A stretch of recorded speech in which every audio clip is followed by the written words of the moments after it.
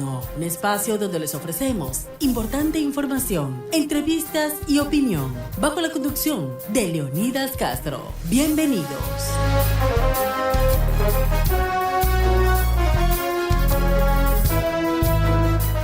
Buenas noches, ¿cómo están? Bienvenidos, soy Leonidas Castro, gracias por estar con nosotros aquí en un programa más de Diálogo Nocturno en Radio I-99, compartiendo con todos ustedes, por supuesto, los que están a esta hora pues sintonizando, los que están uniéndose a través de nuestros canales digitales, a I-99 Digital, por supuesto, y también en el 98.9 de Radio I-99. Gracias por estar con nosotros.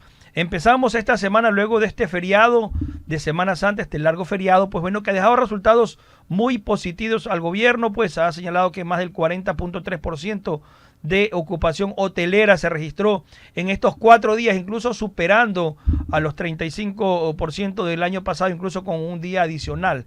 Este año fueron 4 días y pues bueno, el turismo ha ido creciendo. Lo que sí, hay información también a nivel mundial, lo que está pasando en esa llegada del hombre a la luna, justamente está orbitándola, no estás alunizando, pero sí está orbitándola, y esta tarde, esta noche, justamente ha ocurrido aquello con la operación Artemis II, justamente el orbitamiento del astro natural de la Tierra, y por supuesto esto que constituye un hecho histórico justamente de lo que se registra este día. La NASA entregaba en vivo y en directo justamente los detalles, incluso 40 minutos que se perdió la conexión a propósito de lo que tiene que ver con el tema de la señal justamente que recibimos acá en la sede de la NASA, justamente con la misión de Artemis II y la nave Orión. Lo cierto es que ha sido éxito justamente toda esta recopilación de datos de fotografía de la cara oculta de la luna, aquello que justamente estaba pendiente por el hombre conocer, por lo que va a ser el inicio también del Artemis 3, que se espera para el 2027, y el Artemis 4 en el 2028, que se espera, la expectativa es que haya justamente una base lunar allá del hombre, y justamente ese es el reto que se está teniendo. Lo cierto es que se ha cumplido este hecho histórico este día, este 6 de abril, y la NASA pues ha llevado en vivo y en directo para que todo el mundo pueda ver lo que era justamente el orbitamiento a la luna. Entre otras novedades, pues también tenemos las noticias de hoy registradas, pues ya el CNE envía a la Corte Constitucional el tema de las preguntas para la consulta, lo que tiene que ver con este referéndum, que tiene que ver con el cambiar, ¿no?, lo que hay actualmente, la disposición que tiene el Consejo de Participación Ciudadana de elegir autoridades de control, contralor, fiscal. Pues bueno, eso va a pasar a manos del Congreso, de la Asamblea Nacional, sino que obviamente por decisión del pueblo se decide, se está viendo si se empata esa situación con las elecciones del próximo 29 de noviembre. Y otro tema que se registró este día, pues es el anuncio de la prefecta Marcela Guiñaga de renunciar el próximo 14 de mayo, cuando cumpla 3 años en el poder, y ha señalado ella pues que lo hace por un tema exclusivamente de salud. Ha señalado que en días pasados pues se recibió una mala noticia de un familiar que está con un tema de un cáncer grado 4, y también pues daba a conocer de que su esposo lamentablemente atraviesa una enfermedad complicada, delicada, y ello pues la ha llevado justamente a anunciar su renuncia el próximo 14 de mayo, y a su vez no va a buscar una reelección en la prefectura del Guayas. Lo dijo llorando la prefecta con sentimiento y con dolor, pues al renunciar esto a la ciudadanía. Pues ya vamos también a revisar otros temas que tienen que ver con el ámbito internacional. Estamos a esta hora, quiero agradecer, no solo esperar más, a Guido Chiriboga, él es analista internacional. Guido, ¿cómo está? Buenas noches, gracias por estar con nosotros. Buenas noches, Leonidas, buenas noches con todos los oyentes de I-99 a las 9. Por supuesto, I-99, el verso y sin esfuerzo. Gracias por la rima, mi querido Guido. Oiga, mi querido Guido, pues vamos a empezar con este tema, ¿no?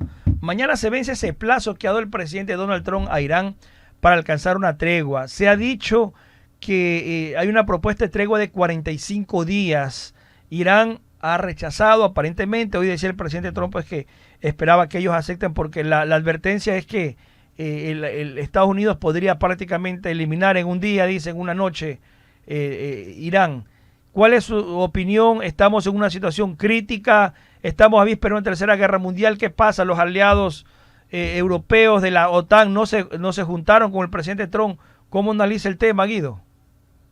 A ver, crítica sí, que se extienda algo ya global o tercera guerra mundial, como dicen en algunas redes, no lo veo para nada. ya esta es la tercera o cuarta oleada de involucramiento entre Israel y Estados Unidos en Irán, y en las previas no se ha dado ninguna intervención de China ni de Rusia al respecto. Entonces no tendría por qué esta vez extenderse más allá de entre Estados Unidos Israel versus Irán. Lo que ha dicho muy claramente el presidente Trump es que un Irán con capacidad nuclear es una amenaza para todo, para Occidente y para todo el mundo. Y eso él no lo va a permitir, y por ende usará toda la fuerza necesaria para hacerlo. Quería hacerlo en combinación con Inglaterra, con Francia. No logró, como tú bien decías, vía la OTAN ni vía presiones unilaterales, este consorcio internacional para poner orden en esa parte del Medio Oriente, por lo menos en temas de armamento nuclear, y, y está yendo solo. Lo de las fechas que indicaste son correctas, que ha sido todo lo expresado, Leonidas, pero el presidente Trump usa esos anuncios como parte del proceso de negociación. Tradicionalmente se han incumplido plazos sin las consecuencias, algunas veces y otras veces con ellas. Lo que pasa tras bastidores tampoco es algo que podemos necesariamente saber.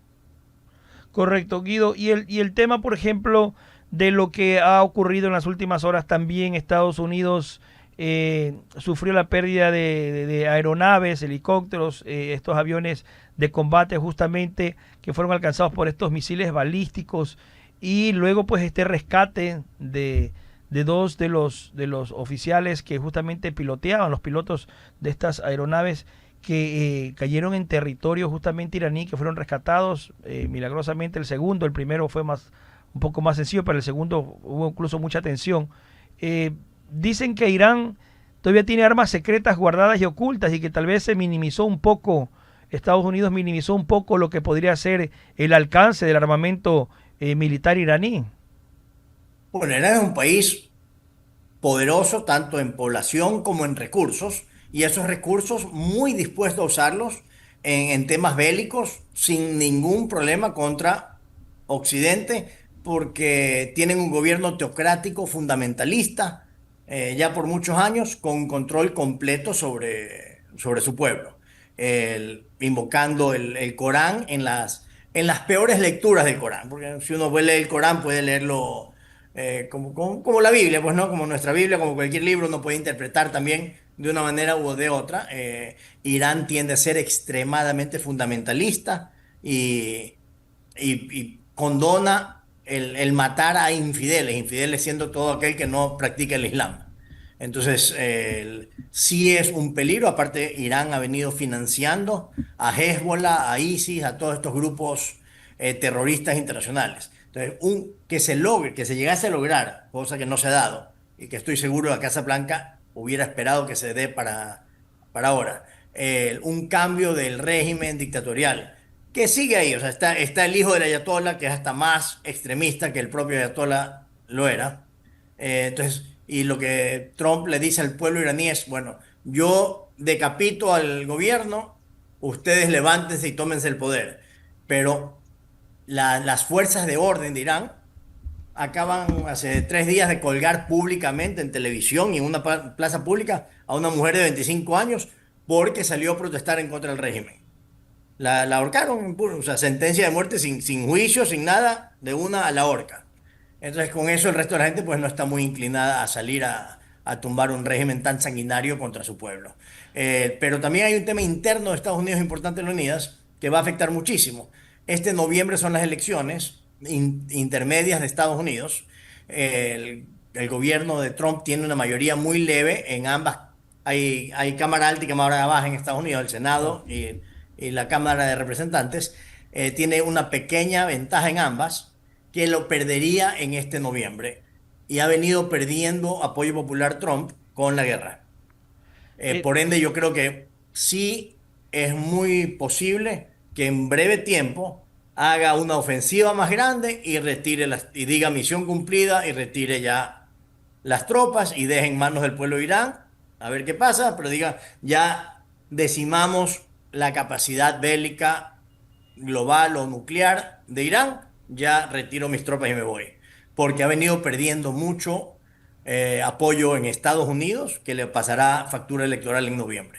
Decía justamente hoy el presidente Trump, que daba una rueda de prensa, que si por él fuera, pues él prácticamente se quedaría con el petróleo iraní, decía pues, y retiraba las tropas, pero tiene que cumplir con aquello que el pueblo le está pidiendo. No, no quiere guerra el pueblo estadounidense, dicen que esas guerras no le pertenecen a Estados Unidos, pero él habla que si por él fuera se quedará con el petróleo de Irán. La pregunta también pasa, Guido, por cómo queda el escenario internacional con una OTAN que no respaldó a Estados Unidos. Esto también implicaría que casa adentro, como usted señala, ya para esas elecciones intermedias de noviembre, el Partido Republicano perdería ese dominio de la Cámara Baja, la Cámara Alta del Senado, del Capitolio, y esto pues obviamente sería un revés para el presidente Trump, de que las medidas que ha llevado en los últimos tiempos pues no han sido del agrado de la población estadounidense. Lo común en política de Estados Unidos es que en las intermedias el partido de gobierno pierde escaños. Y como está solamente con 3 senadores de margen, digamos, tiene una mayoría de 3 en el Senado, 3 de 100, y en la Cámara de Representantes un poquito más holgada, pero la Cámara se reelige el 100% de la Cámara Baja, mientras que en el Senado se reelige solamente la tercera parte del Senado. Entonces, tiene 2/3 partes aseguradas que se mantengan cuando tienen una mayoría ahí. En el Senado la tiene un poquito más fácil el gobierno. En la Cámara Baja se reelige el 100% de la Cámara Baja. Entonces, hay un tema electoral doméstico, interno de Estados Unidos, que afecta mucho las decisiones en Medio Oriente. Y así es pues la política es el arte de lo posible, Leonidas, y se le va de las manos un poquito al presidente el controlar el frente interno dentro de Estados Unidos. Y aparte, Sí. en las encuestas, históricamente, durante una guerra, el pueblo americano es muy patriota, o sea, se amarra de la bandera americana en una guerra y unen fuerzas, digamos. El- los 2 presidentes Bush anteriores, papá e hijo, que tuvieron las guerras también en Medio Oriente, a estas alturas de la guerra habían subido su popularidad, el apoyo popular. Trump ha bajado y bajado bastante. Ha perdido más de 20 puntos de apoyo el presidente Trump, mientras que los 2 presidentes Bush previos, también republicanos, con las guerras en Medio Oriente, a estas alturas de la guerra, un mes y medio adentro, había subido su popularidad. Guido, y esa propuesta por lo menos que se está esperando que en las próximas horas se pueda dar, si es que se llega a concretar, de un alto al fuego de 45 días, que sería el tiempo para justamente llegar a un acuerdo con Irán, permitiría un poco bajar la tensión. El precio del petróleo está disparado, hay una situación de inestabilidad, los precios se han disparado de los productos derivados del petróleo también. Está causando un caos mundial esa situación, esa guerra ya, más allá de la guerra que ya existía entre Rusia y Ucrania, ahora se suma este conflicto bélico entre Estados Unidos, Irán e Israel. Debería justamente llegarse a ese acuerdo y en los próximos 2 o 3 meses hablar de un cese al fuego, de la retirada de tropas de Estados Unidos, aunque podrían pensar que Irán sale avante por no haber sido destruido como se había dicho. Es decir, el problema de 45 días y luego lo que se negocia ahí, cómo se implementa, es que ya entra al periodo electoral de las intermedias de noviembre en Estados Unidos. Entonces ya se acerca demasiado y no tiene tiempo para recuperar esos puntos el Partido Republicano y el presidente Trump. Incluso en Leonidas hay una cantidad importante de congresistas republicanos que han dicho que no van a ir a la reelección. Claro. Entonces, cuando mucha gente de tu partido no se lanza a la reelección, es que se sienten que no tienen el piso político y el apoyo que debería brindarles la Casa Blanca en este caso. Entonces, no, esos 45 días es un poquito largo para el tema de las elecciones internas dentro de Estados Unidos. Guido, y quiero también analizar, dejar de momento el lado de la guerra entre Estados Unidos, Irán e Israel, y venir acá a la América Latina, donde el presidente Trump también ha puesto sus ojos. Justamente dice para evitar las amenazas externas. Se entiende por amenazas externas lo que ha significado el ingreso de China con sus inversiones a la América Latina, América del Sur justamente. En Perú tiene grandes inversiones, en todos los países de la región, y también de Rusia. ¿Cree usted que esta vez justamente si hay esa decisión política de un gobierno de Estados Unidos, en este caso el presidente Trump, de ayudar a países como el nuestro, como Ecuador, a combatir el crimen organizado, a luchar contra el narcoterrorismo, teniendo ellos también sus grandes problemas, sus grandes situaciones que en algún momento determinado podríamos decir, bueno, y Ecuador es algo mínimo, ¿qué le puede interesar a Estados Unidos si tiene grandes problemas que atender? No, o sea, ni tan mínimo, pero más que nada, Leonidas, somos un país, ahorita con el gobierno del presidente Noboa, muy afín y alineado al gobierno actual de Estados Unidos, a diferencia de un Petro En Colombia. en Colombia y en Perú, que cambian a cada rato, nadie sabe cuánto va a durar, y están con elecciones ahora en mayo prontamente, pero los cambios, los continuos cambios de gobierno en Perú, Ecuador les da una base mucho más estable para poder asegurar en la región la lucha contra el narcotráfico. Cosa que estoy seguro todos los ecuatorianos pues de bien querremos eliminar el narcotráfico de nuestras tierras que nos tienen también con problemas de seguridad interna acá en Ecuador.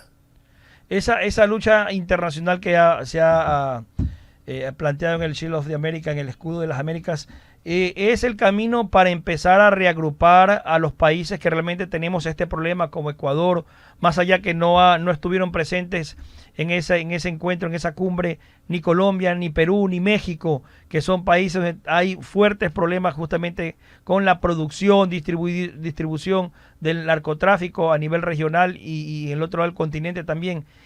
¿Cuánto puede pesar eso de no tener estos países que están realmente involucrados en México con el tema de los grandes carteles, Colombia con la producción y sus carteles y Perú también con el tránsito y envío de drogas a Ecuador y las zonas de la región?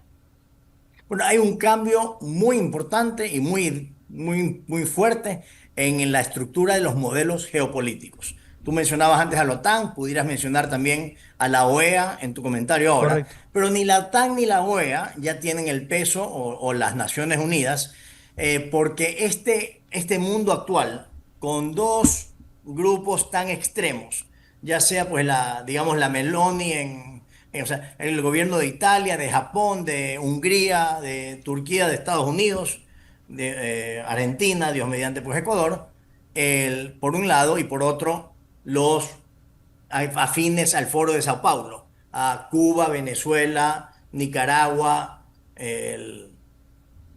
tienes a Colombia y en Europa a España, Inglaterra y el gobierno actual de Francia muy alineados. Entonces, tienes estos grupos completamente que son pues agua y aceite, no se mezclan. Entonces ya más que la ONU o la OEA o la OTAN, es el grupo del hemisferio que estabas mencionando muy correctamente, o el grupo de gobiernos afines a los principios de libertades individuales versus aquellos afines al socialismo del siglo XXI. Entonces, ha cambiado la forma de manejar los balances regionales a afinidades políticas, básicamente en dos grupos muy extremos y muy disímiles. Tenemos justamente el cambio también de gobierno en Colombia próximamente, en junio me parece que es. Y la pregunta es, con la relación que tiene Petro ahorita con Ecuador, con estas diferencias de gobierno justamente, de ideología, y después del impasse fuerte que estamos librando por el tema de la tasa de seguridad del 50% Ecuador y los aranceles colombianos de más del 30%, la pregunta es, Guido, ¿cree usted que podríamos encontrar como país también en esta política internacional una expectativa de cambio si es que llega a virarse el péndulo en Colombia, aunque según las encuestas parece que el candidato de Petro sigue adelante en los estudios que se han hecho? Bueno, y más que péndulo, porque ya no pasa por el centro, ahora es dos extremos, es binomial, es o la izquierda extrema o la derecha recalcitrante, si quieres verlo desde el punto de vista de la oposición de cada uno. Entonces, o tienes a Cepeda o a Paloma Correcto. en el caso de Colombia, y todavía falta para las elecciones, todo puede pasar. Recordemos que Luisa González, con tres errores importantes en su campaña durante los últimos 10 días de la campaña, bajó 10 puntos. Los comentarios de Rusia, el invocar a las células venezolanas que iban a estar en cada cuadra delatando a los vecinos y también hablar en contra del dólar, le costó básicamente el liderazgo que tenía hasta ese punto en las encuestas. Entonces todo puede pasar. En Perú ni se diga que está ahorita Keiko Fujimori como la número uno en las encuestas, pero con 12 puntos, 12, 1-2. Y ha estado envuelta en escándalos también, es decir, Perú ha tenido una suerte de cada 6 meses, 8 meses cambiar de presidente, de gobierno, una situación compleja. Y en Estados Unidos, que tienes un sistema históricamente bipartidista, hay ya un poco más de una cuarta parte de los electores que no se ve identificado en ninguno de los dos partidos. Claro. Entonces, ahí lo que hacen es encuestar cuál de los dos partidos le molesta menos. Porque a la hora de la hora, uno de esos dos es lo que va a quedar. Y ese 25% que no se ve reflejado en ninguno de los dos partidos, al escoger el que ellos ven como menos malo, van a inclinar la elección. Y ahorita en Estados Unidos eso es a favor de los demócratas. Está 3/4 partes de estos, no indecisos, sino que están apartidistas dentro de este sistema bipartidista. Dicen que el mal menor es los demócratas. Entonces tiene Trump 6 meses para cambiar esa percepción. En el caso de Keiko, para subir sus números, queda ya 1 mes y medio nomás. Estamos muy cerca de muchos cambios ahora. Y esos cambios también que se están planteando justamente a nivel de Estados Unidos, algunos países de la región acá donde hay elecciones también, van a marcar sin lugar a dudas el camino de los próximos años, donde tenemos una región que cambió en Chile, la tendencia de la derecha, pues, y también lo que podría pasar en Perú y en Colombia. ¿Poder esto dar una afinidad para el régimen de Estados Unidos, el presidente Trump cumpliendo su mandato? Pero ¿qué pasaría, por ejemplo, si hay un cambio de gobierno, cuando hay un cambio de gobierno allá en Estados Unidos y entre nuevamente los demócratas que han sido cuestionados por el tema migratorio, donde Trump en cambio le puso una raya, hubo excesos, pero tiene controlado el tema en la frontera con México, que ya no pasan los mojados? Bueno, tenemos para el cambio de gobierno central de presidente falta 2 años y medio todavía para las elecciones presidenciales. Las elecciones que vienen son solamente legislativas. Entonces, pero un revés legislativo le frena su proyecto de gobierno y dificulta la reelección. Trump ya no puede ser reelecto, ya lleva 2 periodos y la Constitución de Estados Unidos es muy clara que solamente 2 periodos máximo por presidente. Después de Roosevelt hicieron ese cambio en la Constitución y quedó limitado a 2. Entonces sí vienen, pero un Marco Rubio, ¿por qué no? Pudiera ser el próximo presidente de Estados Unidos. Sería el primer presidente latino, que sería un honor para todos en Latinoamérica tener un presidente de Estados Unidos latino. Y no hemos mencionado, Leonidas, y creo que es una pieza clave, lo que pase de aquí a noviembre con el gobierno de Cuba. Correcto. Un Cuba que se abra a la democracia, que se abra a las libertades, que se abra a soltar a sus decenas de miles de presos políticos y permita a la gente tener más capacidad comercial, de emprendimiento, de movilización, de libertad de expresión, sería un éxito muy grande también a lo interno para el gobierno del presidente Trump dentro de Estados Unidos y creo yo dentro de todos los que queremos la libertad y nos gustan las libertades y la democracia en todo el continente. Muy bien. Muchísimas gracias, mi querido Guido Chiriboga, por estar con nosotros. Agradecerle, realmente se nos acabó el tiempo, nos queda corto el programa. Habrá posibilidades a futuro de seguir conversando este y otros temas, mi querido Guido. Que tenga una buena noche. Buenas noches y mañana a darle duro, que el Ecuador lo levantamos entre todos. Por supuesto, hay que seguir adelante por Ecuador. Gracias por su gentil sintonía. Lo esperamos en una próxima entrega de Diálogo Nocturno. Hasta la próxima. Buenas noches.